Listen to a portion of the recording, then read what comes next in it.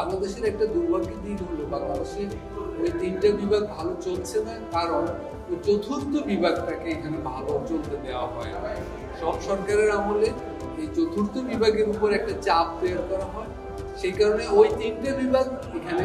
ঠিকভাবে চলে না। আমি বলবো যে এখন বাংলাদেশের গণঅভ্যুত্থানের পর একটা নতুন অবস্থা তৈরি হয়েছে। এখানে যেই সরকারই আসুক, রাজনীতিবিদরা এবং প্রশাসন যেন সংবাদপত্রকে বা মিডিয়ার জগৎকে ভালোভাবে চলতে দেন, তাহলে কেবল ওই তিনটা বিভাগকে কেন্দ্র করে যে সংস্কার উদ্যোগগুলো চলছে সেগুলো সফল।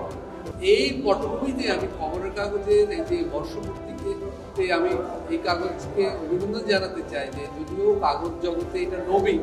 আশা করি এই কাগজ আমাদের যে রাজনৈতিক সংস্কার প্রক্রিয়া চলছে তাকে এগিয়ে নিতে সাহায্য করবে এবং সাহসের সঙ্গে ওই তিন বিভাগের ঘটনাবলীর উপর নজরদারি করবে, সেগুলার ভালো দিক এবং খারাপ দিক জনগণকে জানাবে এবং রাষ্ট্র গঠনে জনগণকে আরো অংশীদার করে